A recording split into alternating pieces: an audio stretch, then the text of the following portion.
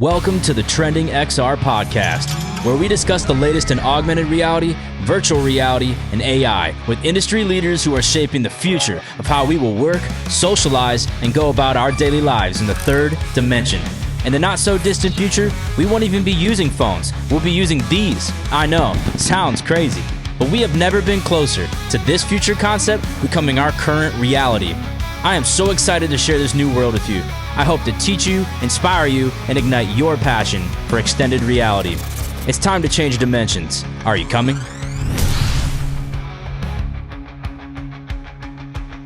Welcome back to the Trending XR podcast. Today's guest is the founder of RCN, a yearly conference that explores emerging tech such as robotics, AI, 3D data capture, digital twins, and extended reality. He's the host of Reality Capture Network. He's an industry advisor and is in the midst of building a remarkable education-based community of content creators. Matthew Byrd, welcome to the podcast. Thank you for having me. Great to be here and look forward to the convo. Yeah, me too. This has been a long time coming. I'm pretty excited that we get a chance to talk about all the things that we nerd out on, which is quite an extensive list. Yeah, this is, I think, a cool episode because we're going to kind of travel from XR out into like the robotics and digital twin and the AEC space when we're in regards of like Gaussian splats and Radiance. Because you dabble in quite a bit when it comes to the tech side of things.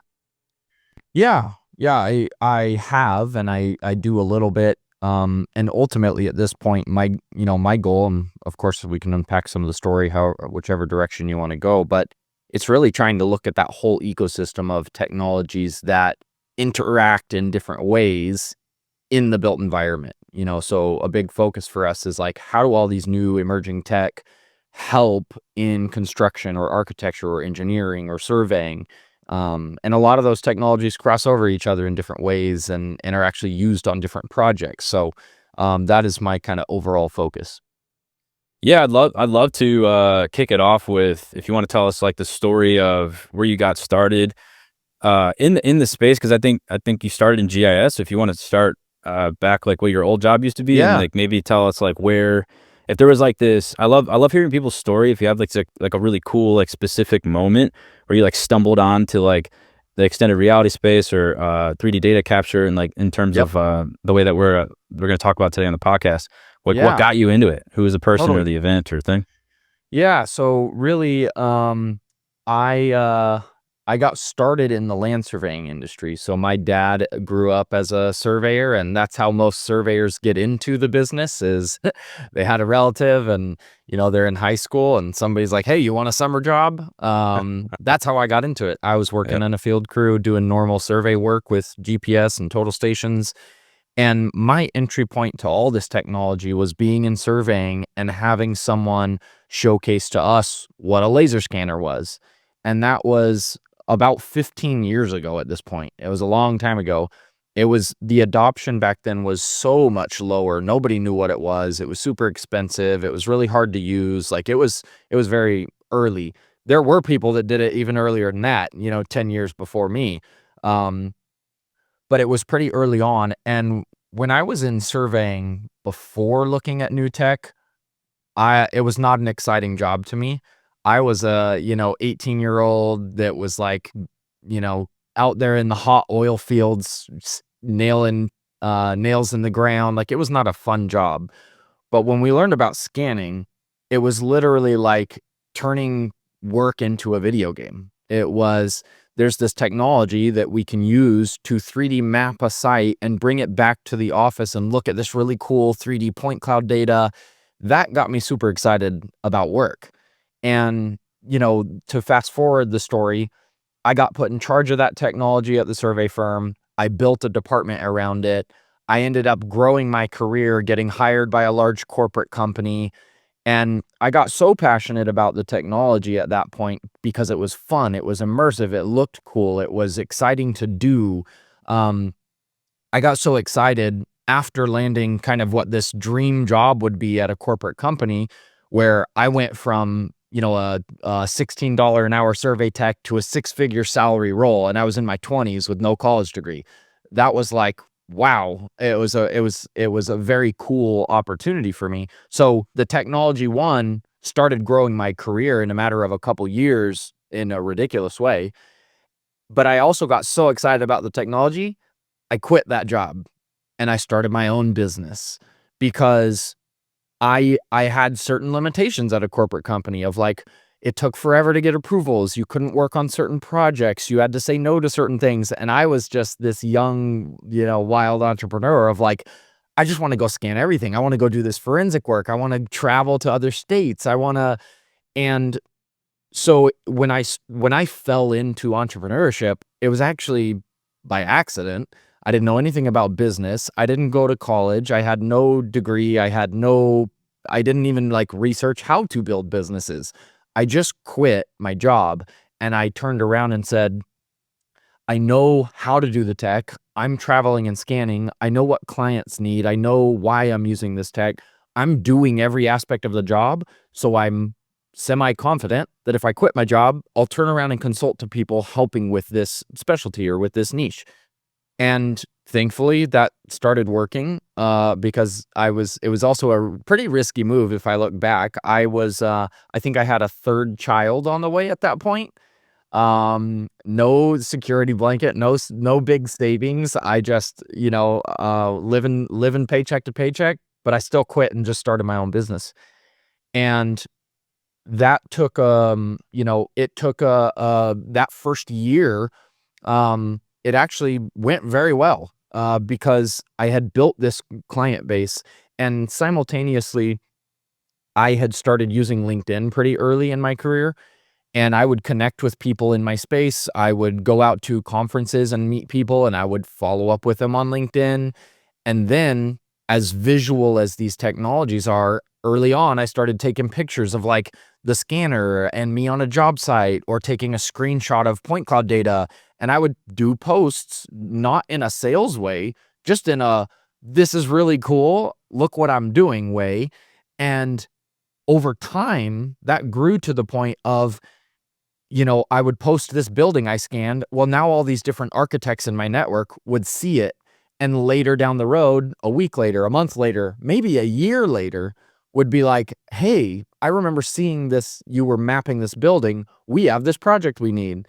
And so it really started growing this organic client base of people seeing me as the guy that did scanning, and they would reach out with questions. And so I ended up building an entire business of, nearly 30 employees over the following 7 years, doing laser scanning, doing BIM modeling, traveling the country, working on all kinds of different job sites, and ended up actually going through an acquisition with that company.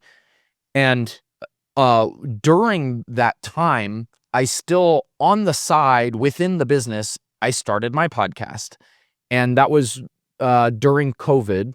And part of the purpose was all these new technologies are very cool. They have a lot of applications, a lot of value to add, yet they really have a lack of education. There's a lack of awareness about them.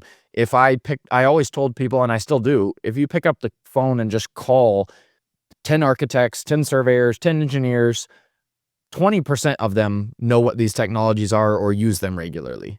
So there's so much room for growth. And to me, using the modern marketing methods, podcasting, social media, content generation, like those are the ways that we as an industry could build more awareness to what is out there and what is happening. And that idea just continued to expand to not just be me on a podcast with conversations, but building a whole community around it, highlighting other people that are doing amazing things. Shortly after the podcast, we decided to bring together that following, that community in person and do our first time conference in Boise in 2021, and had great response. And it continued to just validate, like, people are hungry to learn about this. They want to meet people that are in the space. They want to learn about the technologies. There's career opportunities. There's business transformation opportunities. So much positive feedback that now that is what I am all in on, is building a global community around all of the technologies, and not just me anymore. Like, I'm not just out there scanning and training people how to scan.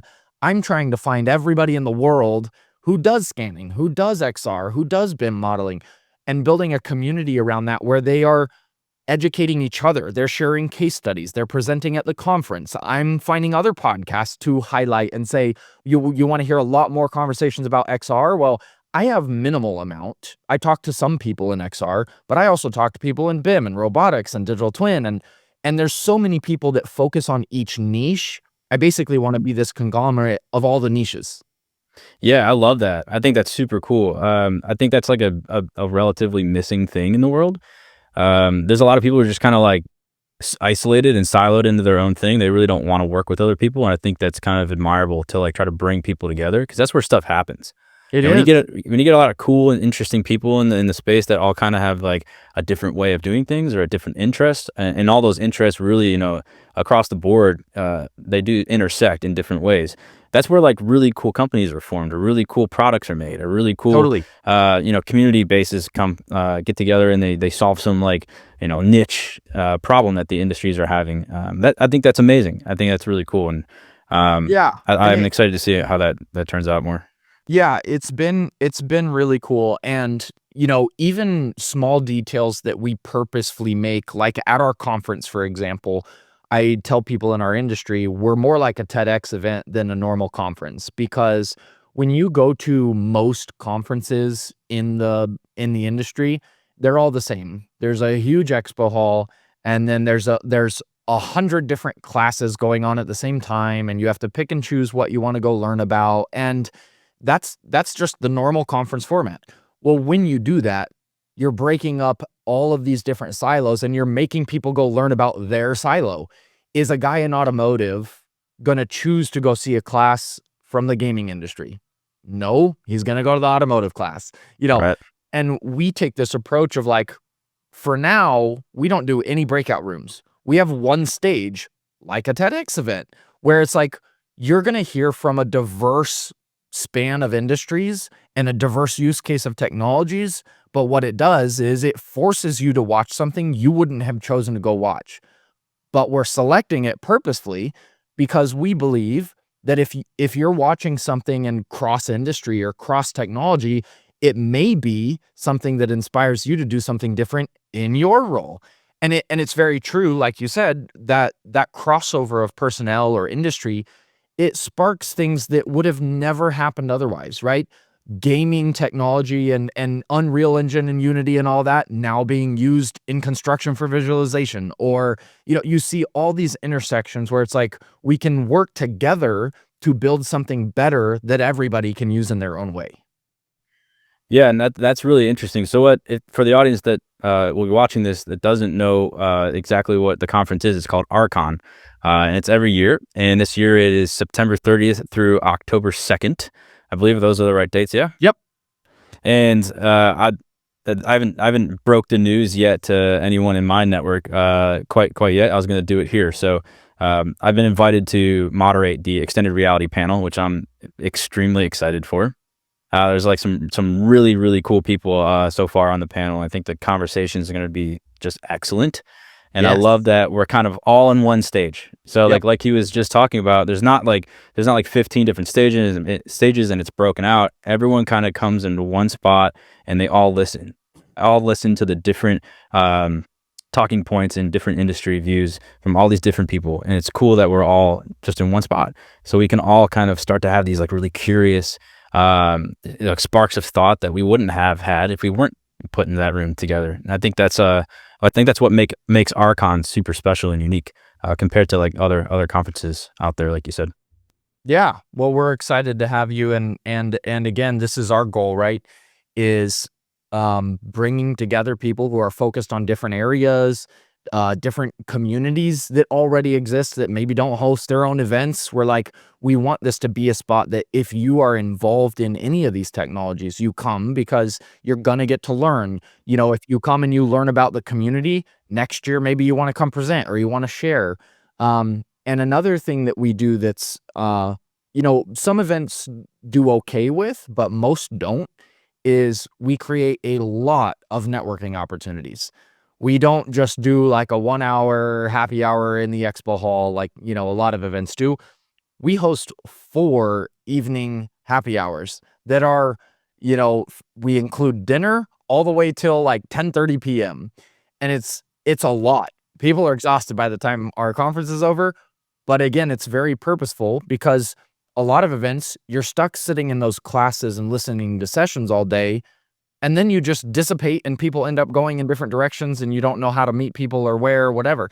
Our whole point is like, we want the evening activities and the networking and the happy hours to be just as good as these sessions. If you want to And stay ahead in reality capture technology, that opportunity laser for everybody spanning, to hang drone, out and do photogrammetry, a big you casino name it. night in the Our skybox or convoy fun on is the the, place to we be. rent out the whole You'll see football the latest field and we tech, do games learn out from there. real Like, pros, and walk you're away now with practical standing there workflow with the geeky speakers, like with the now. panelists, with the Hand-on, presenters, high-impact, with all these and happening companies this year showing in Voice. up.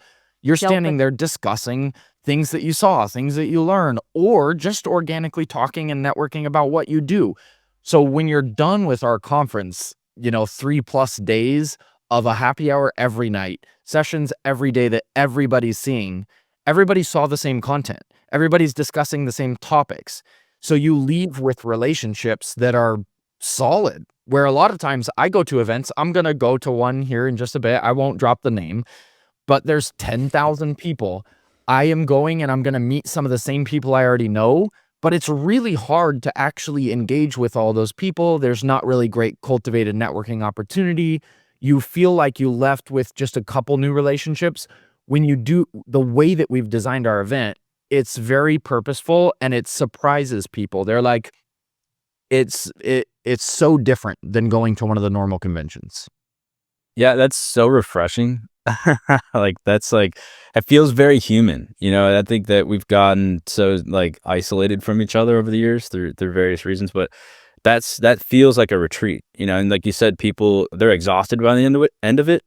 But I think that exhaustion is from value. There's so much good stuff happening and you're actually getting the money's worth and your time's worth out of something, whereas other conferences, you're just like a drop in the bucket. Yeah. And like you said, it might be hard to connect with people because there's too many people. So it's nice that it's not too big. It's the perfect size to be able to do that, have that more connective experience. Yeah. Which is making me even more excited to be there a month from now. No, Yeah, it is awesome. Great. And we've had a lot of people share concerns of, well, how do you keep this as it grows and what are you going to do? And we've thought about all of that. We, right now we expect this year is probably going to be the 600 to 800 person range. And that's a decent amount of people, but it's not a 10,000 person conference. You can meet a lot of people at something this size. But as it grows, our goal is that we keep one main annual conference with this same format that we do, and it might grow to be 10,000 people. But what we also are going to do is launch a different series of events that start to narrow in some of the niches. So as our community grows to be, tens of thousands of people, or we have a huge event, yes, we want the one where everybody comes together and everybody's learning in the same one stage format, but then we might host side events like an XR specific or an architecture specific and so everybody at that is now, it's a smaller group and it's more niche and it's more relevant. There's ways to design things, that it still keeps this feel. Yeah, I think even though it's you get into those more isolated breakouts, I think you're still, since you have that one stage format where everyone's kind of getting everything all in the same spot, I think you'll have a better mix of people in those small breakout groups who are not engineers or they're not extended reality guys or girls, and they want to go and learn about that because they heard some of it on stage and actually that was really interesting. I need to know more about that. Yeah. Whereas if they didn't ever get exposed to that in that one stage environment, they wouldn't go to that small breakout group. So I think that's a really cool setup that you guys got going on. Yeah. Thanks. Yeah. There's a lot of other fun stuff planned. Last year we did a startup pitch for the first time. We unfortunately, just logistics wise, I don't think pulled it off doing it this year, but it's coming back in a big way next year. Okay. Again, another aspect that we as a community are interested in is connecting with education, connecting with universities, connecting with students, connecting with startups, because this industry could use more people. It can use more education. It can use new products, new ideas, new services. And so we want to be this connector, not only to existing professionals in the field, but also people that are maybe looking at they're in a job they don't like, or they're looking at a transition, or they want to know how to get into the industry. Like, we want newcomers as well and help guide them into, opportunities and relationships. That's so important. That's so important. I think as someone who is coming into the extended reality space, who has no degree in it, knows nobody until like the last year where I started my podcast, it's really hard to break in, or it feels like a mountain until I climb. You're like, I don't even know where to start. So it's incredible to have resources like what you're building that are focused on trying to accelerate people into that space. And I think that's so important, especially in growing fields, like not just XR, but everything that's attached to that. This conference is all kind of newish technology. It's like really starting to ramp up, and it's going to need a lot of people. And it's great that you're building something that's going to encourage people who don't feel necessarily like ready or know anything about it to come there and say, hey, like, we're going to help you out. We're going to have you meet people that will want to talk to you, even though you don't have, this degree in something. Like, that you're still valuable, and you can learn all this, and you can be someone in this space. I think that's so huge that you guys are focusing on that. Yeah, I think it's going to be a really cool opportunity, especially as it grows. We've talked about for a while, and we just haven't got to do it yet. But I think another aspect that will really help that is we want to end up creating actual training material and actual courses that people can take online, of like an introductory to reality capture, or to laser scanning, or to XR, or to drones, or so that. Because right now everyone's like, how do I get started in this? I'm like, I don't know. Go watch YouTube videos, reach out to a company and ask for an internship. Like, there's not a lot of opportunity. You have to just learn on your own. And we want to create this the same way that we're creating the community of all these tech and the professionals of all the tech and events that focus on all the tech. We want to then create educational content and courses and guidelines and training material, so that whether it's a company who wants to adopt a piece of the technology or an individual who wants to get into it, there's actually resources that you can go, hey, go take this. It'll at least get you to a certain point. And then as we grow over time, we'll build content that's more than just the introductory. It'll be the advanced. It'll be experts. It'll be having individual workshops that some of the experts in the industry host and teach people. Those are some of the goals we want to work toward as well. Yeah, it's a big breath of fresh air for, I think, people who are like facing that like mountain of information out there and trying to like sift through the world of the internet to try to find something valuable for education. It's because there's so many, options out there and websites out there. It's like, where do I start? And so it's like, you guys are creating this one place where you can go and watch a breadth of different information, from podcasts to short form content to having these more educational portals to where you can like learn like more in like an education setting, and that's amazing. It's great to have a place to go where you feel like everything you need's right there. Yeah, that is the hope. Is that and that we even point to resources that are not ours at all. Like, we want to have a whole list of different events that are going on in different countries. We want to have a list of different podcasts that have different niches, because and that's the approach I take in everything I do. Is like, a lot of people reach out and they're like, why would you invite a podcast to your event? Aren't you a podcaster? Isn't that competitive? I'm like, there's no shortage of people that want to listen to, good content. No, I want you to go start one. I want you to host your own event. I want it to be a collaborative thing, because I very much am taking that approach of the cliche saying of rising tide lifts all boats. I'm like, everybody else is in a boat. I'm trying to work on the tide. Like, I'm not even in a boat. I just want the tide to rise. That's my actual mission. I want to see everyone else adopt these things, be successful with them.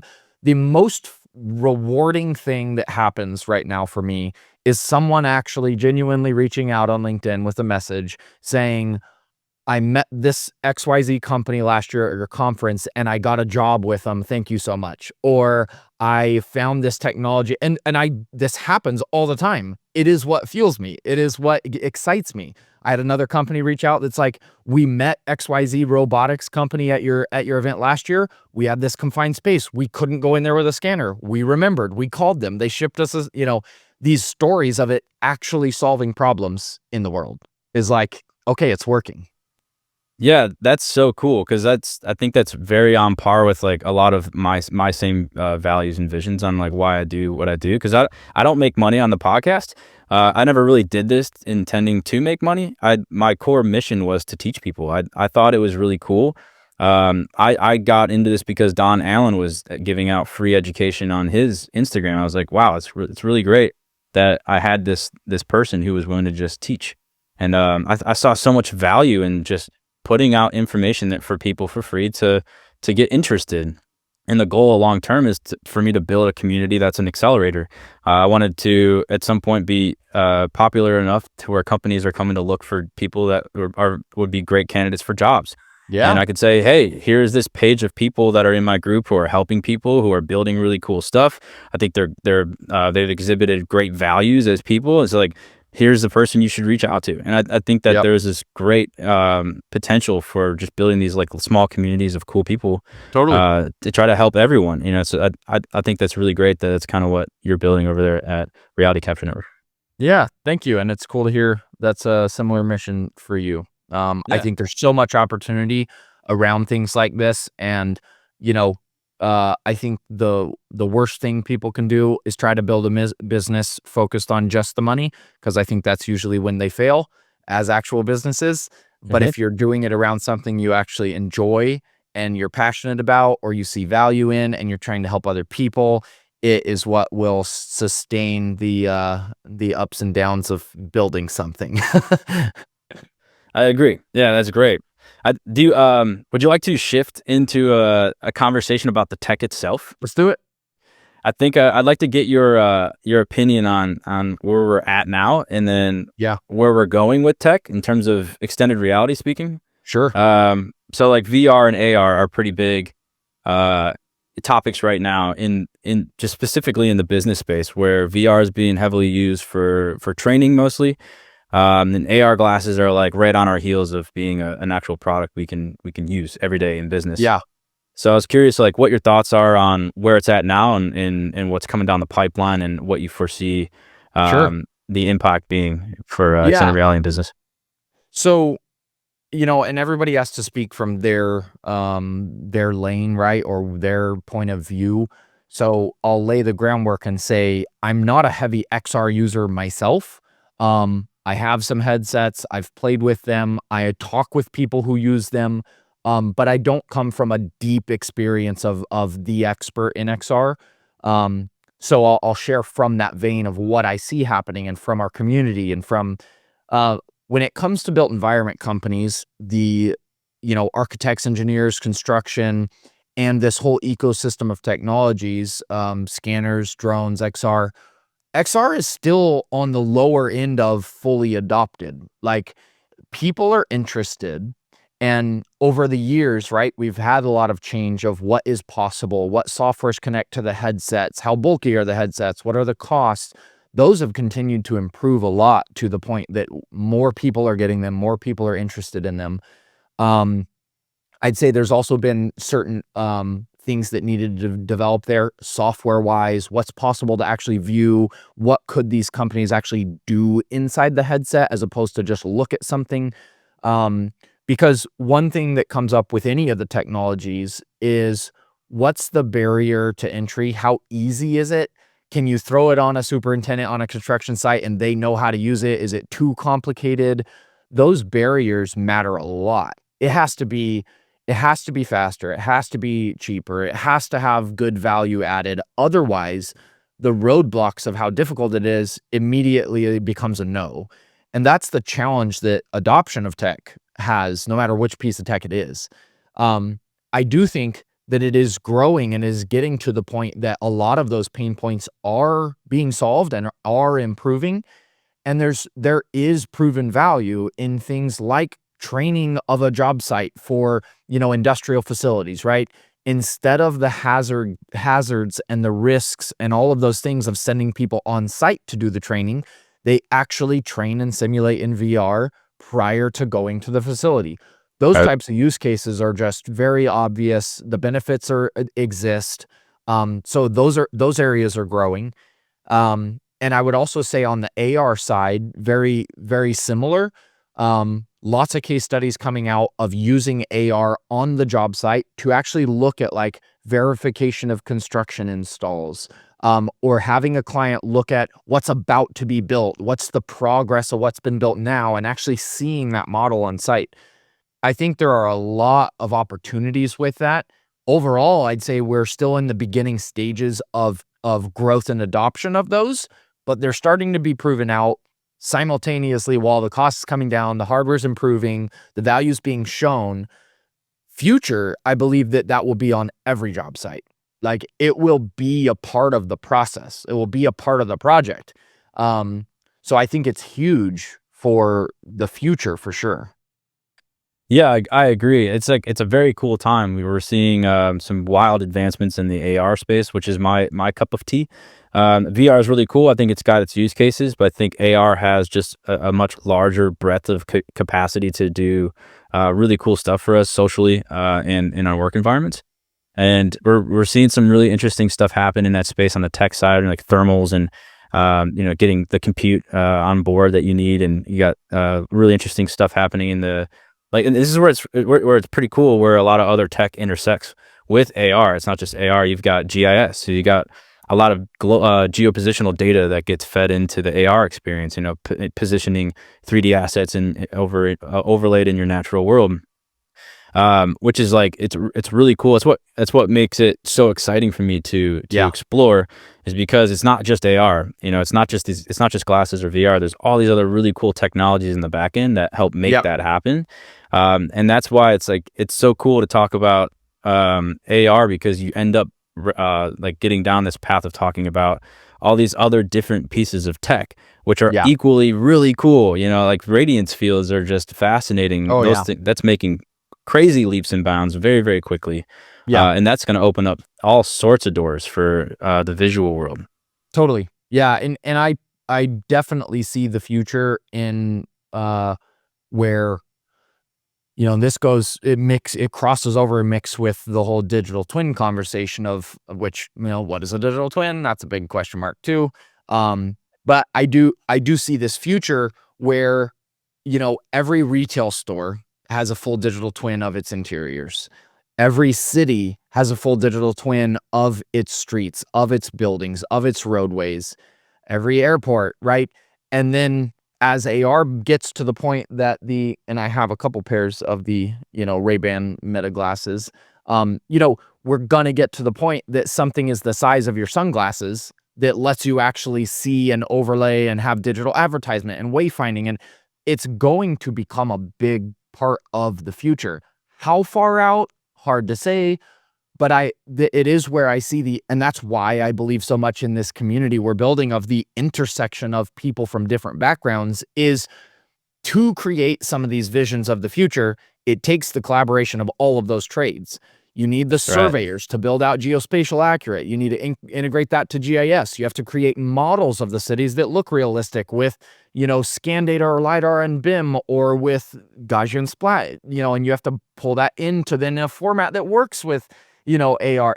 It will take all of this collaboration across all the technologies to make these future ideas real, but I very much see them happening. And there are companies that are building these programs that are not fiction. They are happening.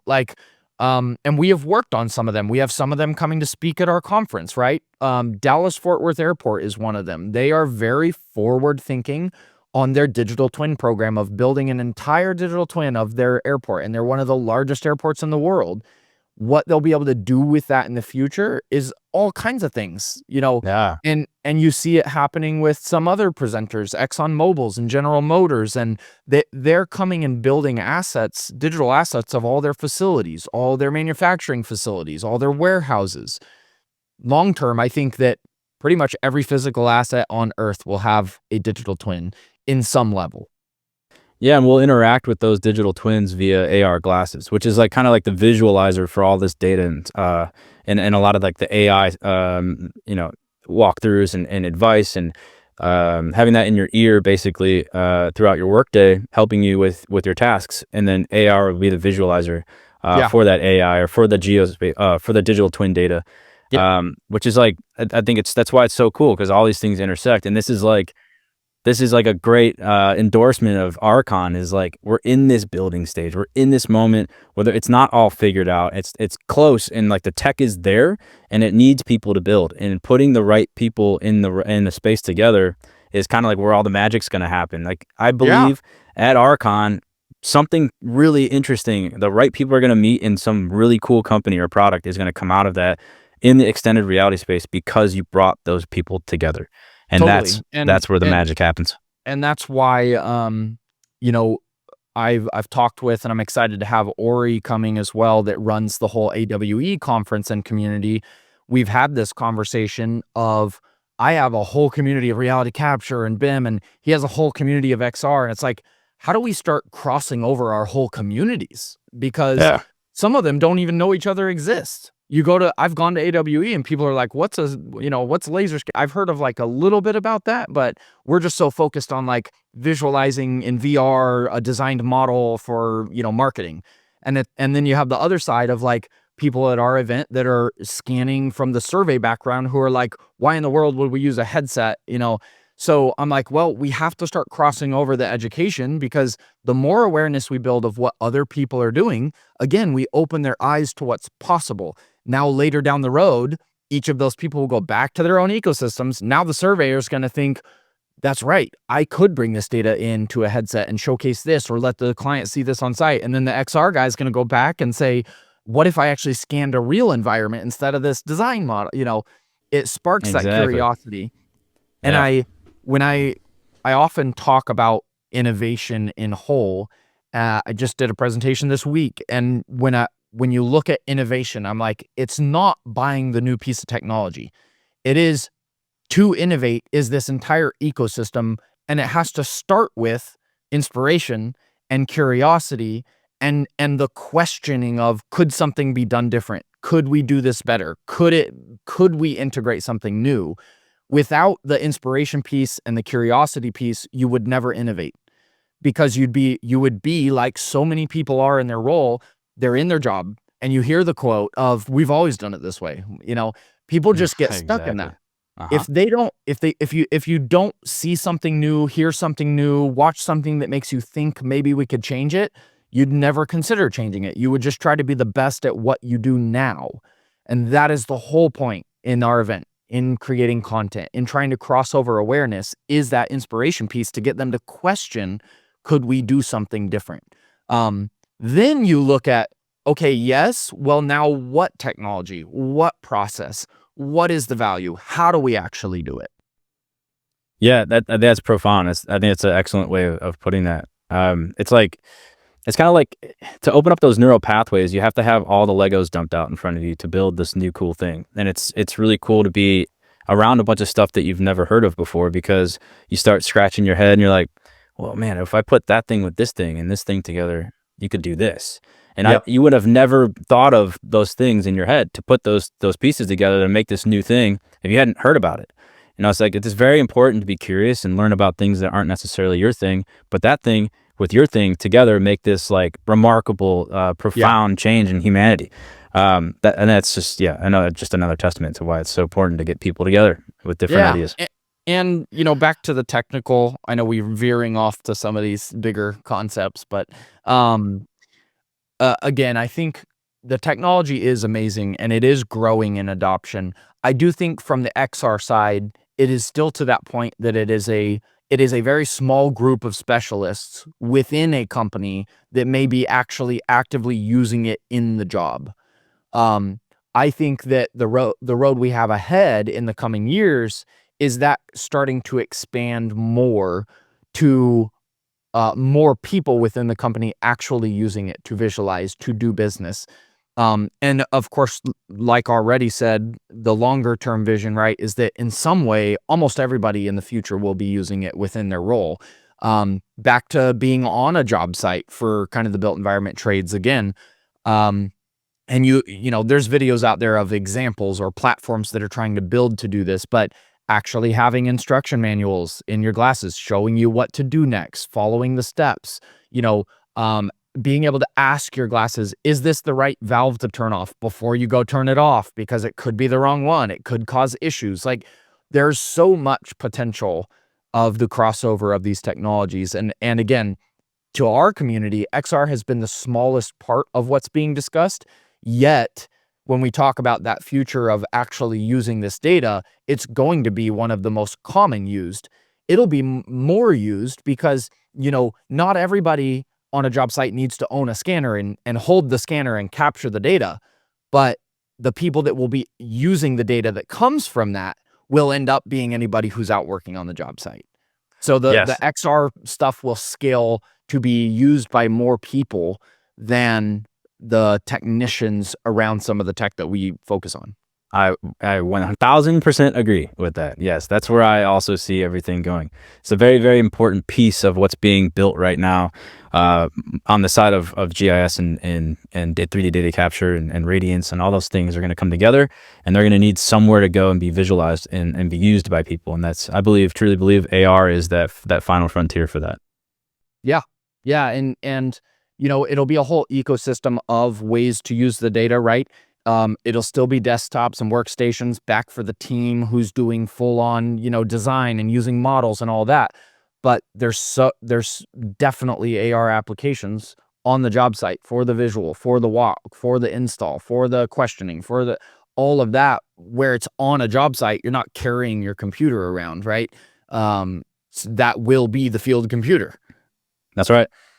Yeah, very compact and very powerful is the really cool outlook for AR in the future. And obviously there's some phone and iPad application now too, but the big benefit of AR when you talk about the glasses is your hands are free.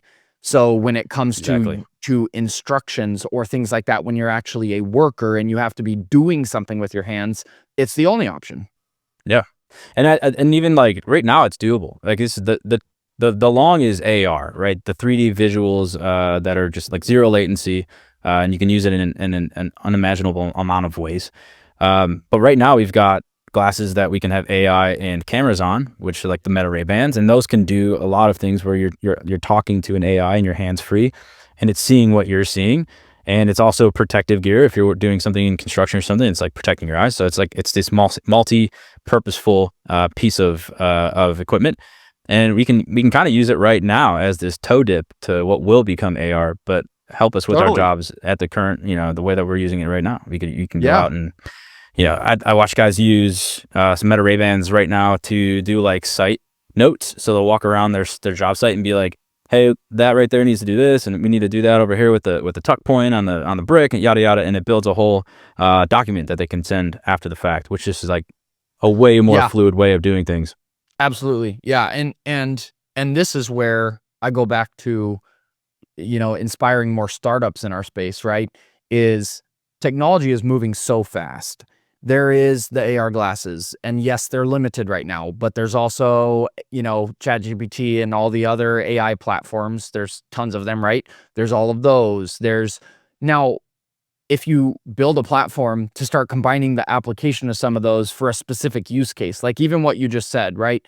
What's the process someone has to go through right now to use those glasses, to take photos or videos, to create a document, to create a report that gives them exactly what they need? A simple software solution could be that it connects and takes the videos from your glasses, transcribes it, takes the text, puts it through AI to make the summary, and includes the photos at a certain spot. Like people getting creative with the tools that are out there to solve specific problems or use cases. There's so much opportunity for that. Yeah, it's endless. I think that's what's most exciting about AR for me is its capacity to breach almost everything we do is there. Like it's so useful for everything, from home life to work life. You could, have recipes up in your kitchen pinned to where you cook.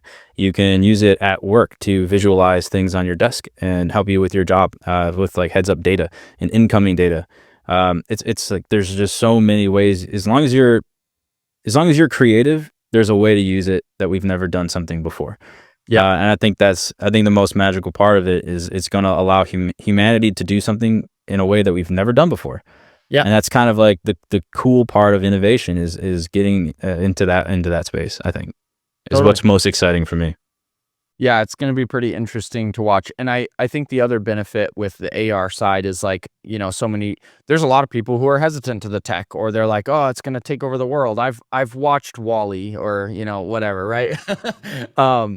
It's like, well, VR and that idea of living in the metaverse, that's one thing. AR is just bringing more tools to life in the physical world. It's not like where it's only this immersive thought where you're going to work in VR all day as a virtual character. It's Right. not that direction. And I still actually think some of that's going to happen. Sure. Yeah. but- Different folks, different strokes, right? the AR piece it's just another layer of technology to be used by everybody in whatever way they want to. Yeah, and I think it's no different than like phones, right? Everyone at some point was like, "You think people are gonna walk around all day and have a phone and they're just gonna like work off that? That's crazy." No, we're gonna go into the office, and we're gonna type on computers. It's the same as, and the nice thing about AR is you can put it away. Like, you don't have to use it. You can put it in your pocket. It's super light. It's not cumbersome to carry around. And I hear a lot of people like, oh, it's gonna be like, there's just gonna be advertisements everywhere. It's like, well, there's an interesting counter thought to that. It's like, with the capacity of the tech, you might be able to block advertisements, whereas you won't see advertisements that are up on, like say a billboard or on a bus stop. It'll replace that with something that you like. If you want to replace all advertisements with pictures of dogs. So like I don't know. So it's like it's the capacity for good is there, and it doesn't always have to be this like like really scary feature of tech being implemented into our lives. Yeah, totally. Yeah, it's gonna get interesting. And again, the more creative people are and they actually try to do cool things, the more interesting it will get. The other like most common quote I use is attributed to a couple different people, but it's the best way to predict the future is to create it, right? It's an excellent quote. The future does not create itself. None of these ideas will happen unless people actually get together and make them happen. They take the risks, they trial, they fail, they learn, they develop, they create a business, they create a platform. Like, nothing we have now created itself. None of these ideas will come to life if people don't actually do it. Correct. Yeah, I think it's on par with one of my favorite quotes, which is sci-fi is having a hard time staying fiction. Right, all of our craziest ideas are becoming realities. Yeah. And that's like, it's a testament to like, if people put their minds together and push the boundaries, really, really interesting things are possible. Yeah. And again, that's why I care about this community so much, because I literally tell the community that we're building, you are one of the most important communities in the world. Like, this is the innovators, the dreamers, the technologists of nuclear companies, of airports, of government cities. Like, we have so many incredible leaders and innovators coming together under one roof that it's like we literally have the ability to choose what the future looks like. Like, if the future has to be created by the people taking the action, and we have the community being built of all the action takers, we influence what this actually looks like. We influence the hardware manufacturers and what they develop. We influence softwares. We influence startups. We influence the adoption with the actual end users and owners. It's way more powerful than most people think. A lot of people look at our community or look at the conference as another conference to show up to.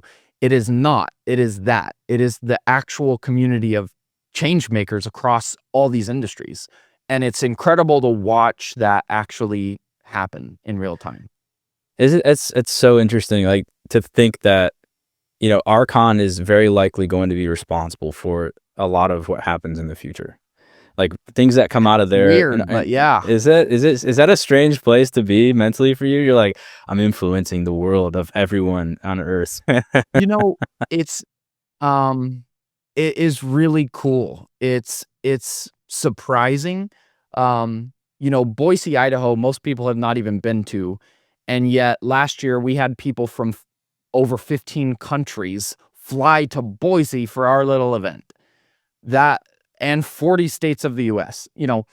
Hearing that and seeing the companies they come from, it's like, it again, to me, it's just confirmation that there is a need for the collaborative of pulling these industries together and these professionals together and creating a format for these conversations, creating a format for collaboration. It's very much just reassuring that it needs to happen. And it's proof that some of the other events and communities they're not genuine communities. A lot of conferences are put on by businesses that care about just the financials of the event. They're not a true community. You go to the conference, you leave, you don't know anybody from there, they don't engage with you again.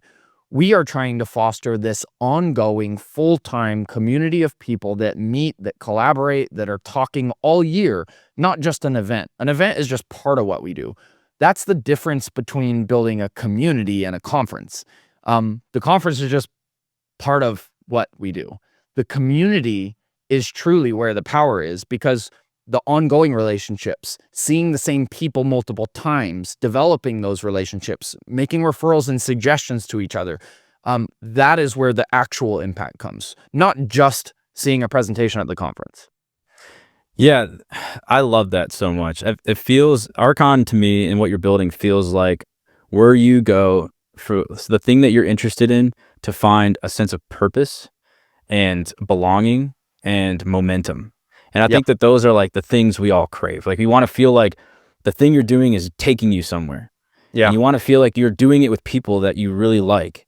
And the thing itself is giving you purpose. And I think that those are like the core pillars that drive us to do anything that we do, and that make us happy doing the things that we're doing. And to me, that's what a lot of what you're explaining RCon and your vision for are kind of signaling to me. It really is. And for me, one, it's weird talking about my own conference. It feels like, oh, I'm bragging about this, but at the same time, it's not just the conference either, though.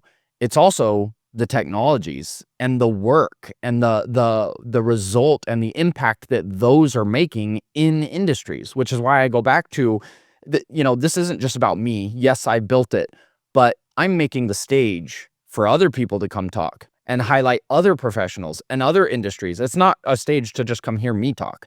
It's really, what is the world doing? What are these amazing companies doing with technology? How is it solving actual problems in the world? How is it increasing safety? How is it improving our building processes?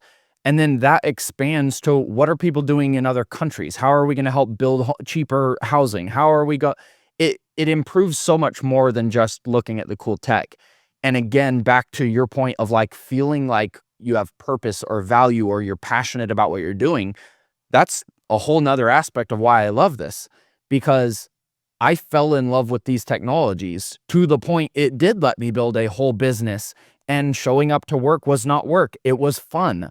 I loved traveling the country, laser scanning gold mines and shipping vessels, working with the FBI and Tesla and Microsoft. And I have worked on every project you can imagine. Forensic sites, like wild.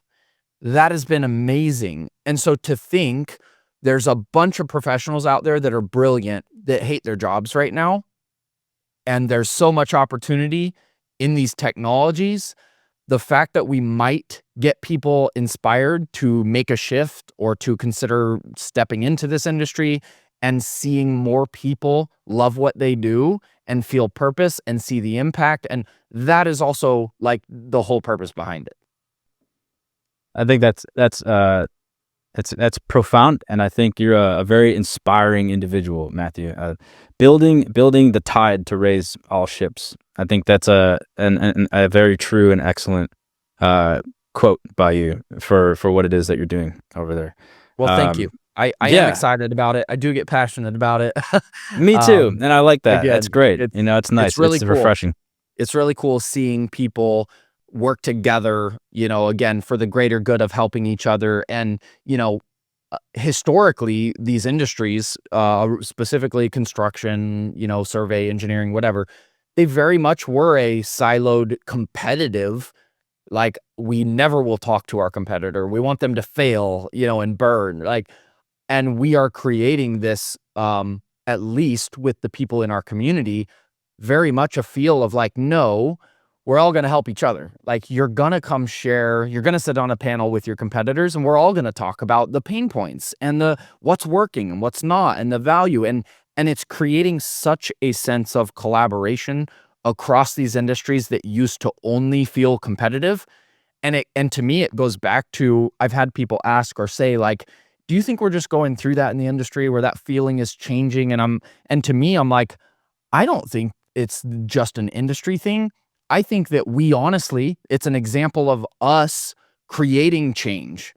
I think that we push collaboration and this synergy of community so hard, everybody who comes to our event now is adopting that feeling. And it's a trickle effect that starts to happen across them, across their teams, and so now everybody we see has that effect. There's still people out there that have the old way, that are competitive, that are closed-minded, because they haven't been around that.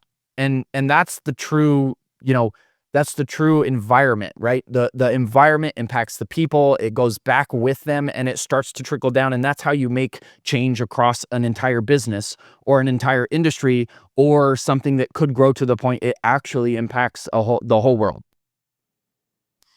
Yeah, that's I'm just you're making me extremely excited to come to RCon. It's like I came counting the days, because there's just going to be so many cool things that happen there because of everything that we've talked about today. I'm really excited to see what the events unfold for me in terms of people that I meet, conversations that we have.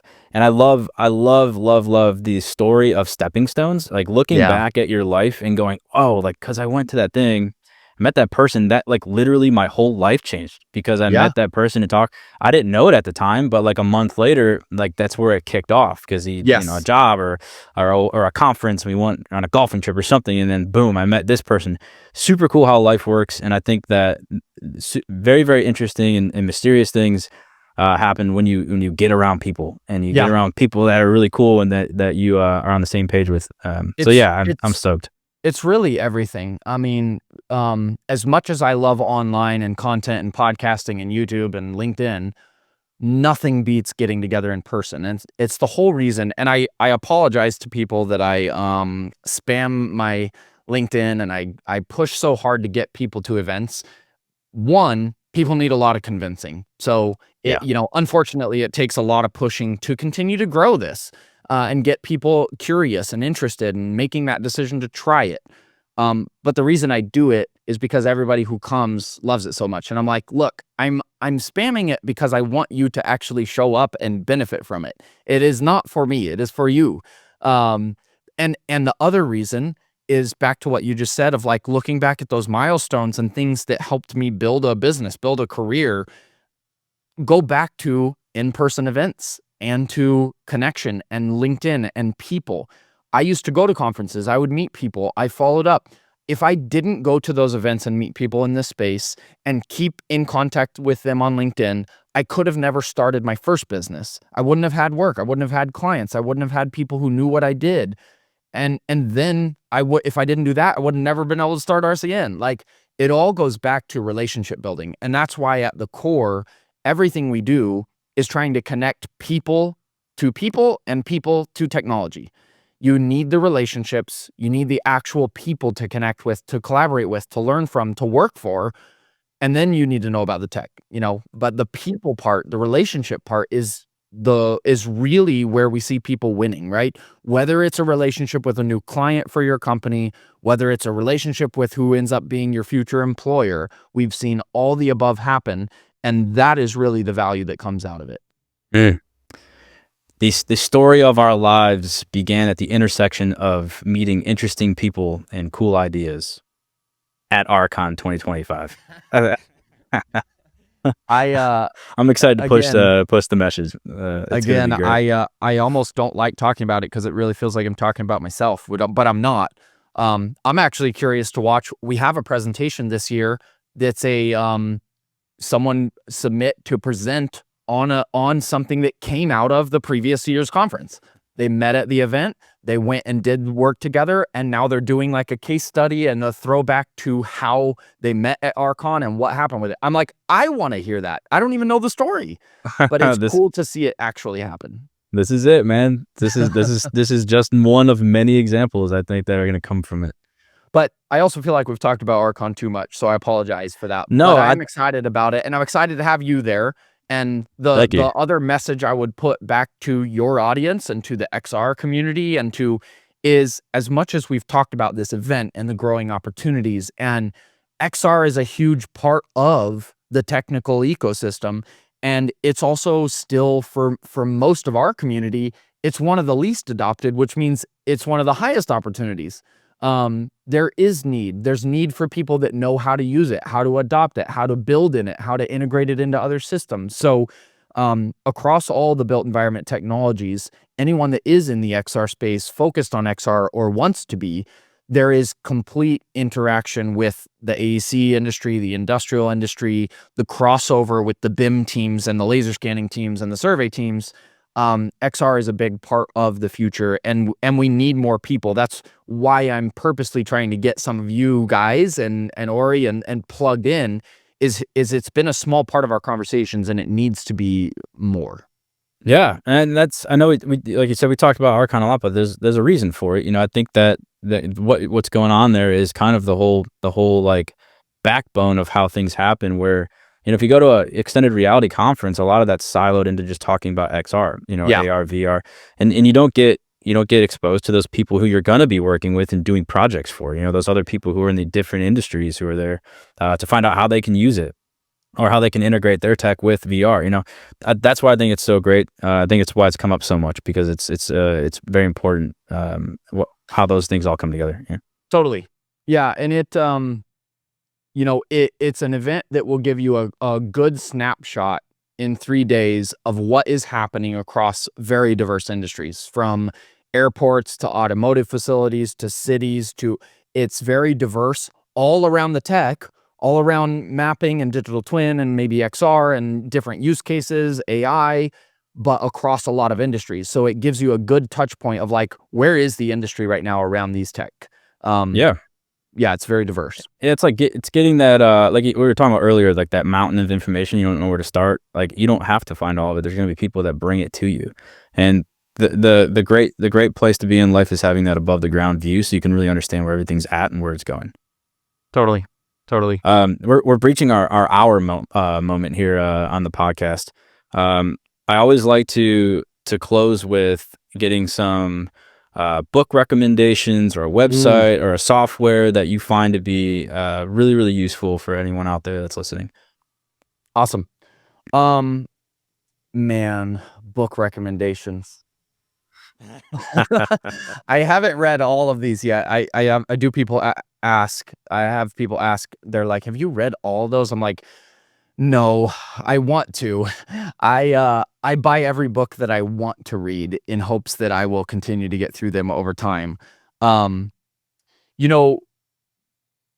There's actually quite a few that come to mind, but the first one that actually pops up for me, because more on the business side than a tech book, but is Shoe Dog, if people have not read it, which is the story of building Nike. As someone in business or an entrepreneur or someone building something, no matter what it is you're building, whether it's tech or not, the story of the business and being built, it's a very good book, very good story. That's the first one that comes to mind right now if I was recommending a book for someone to check out. Okay, cool. Yeah, I'll plug that into the podcast notes, as long as with all your socials and Archon links and such. So someone wants to get an Archon ticket and go to that, or you want to check out Matthew, you can go to the notes here on the podcast, and I'll have all those links available for you there. Awesome. Yeah, and I'd have to follow up with a couple links on other resources, but we've had some cool XR experiences and presentations at our conference in the past.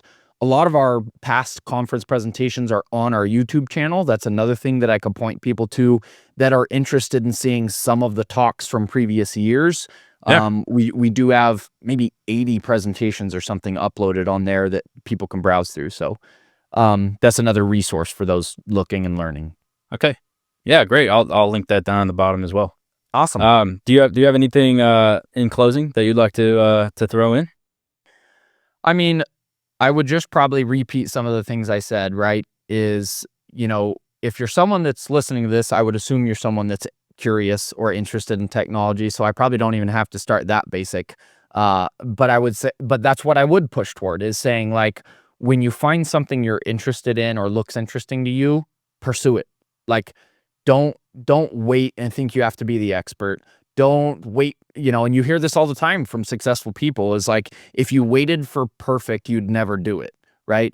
So to me, it's more about the action takers of, like, pursue something you're curious in. Start exploring it. You may do it for fun as a hobby, or it may turn into a whole career and a business for you.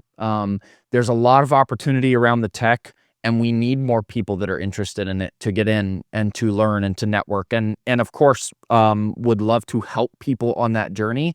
That's the whole mission of our community, is connecting people to who they're looking for, to who they want to meet, to make introductions at events. So any way that we can support the journey of any of you building your, career through tech would be awesome. Thank you for giving us that awesome piece of advice. That was a great closing remark. I'll add all those links to the bottom for everybody to check out. If you want to go check out Matthew's LinkedIn, if you want to go check out Reality Capture Network on YouTube. Are you on Spotify? Yeah, we have two different podcasts, actually. One that is the recap podcast focused on technology conversations and stories. And then I have a personal brand podcast, the Matthew Byrd podcast. And I span a little bit outside of technology with other entrepreneurs and business and other conversations as well. But those are both on Spotify and YouTube. Okay. Yeah, thank you for that. We'll link all that down below if you guys want to check all that out. Thanks again for coming on. This has been an excellent conversation. I think we talked about a lot of really interesting stuff, covered a lot of ground. And I'm really, really excited to see you guys all at RCon 2025. Yeah, appreciate you having me on. Look forward to having you out as well and continuing to build these communities together.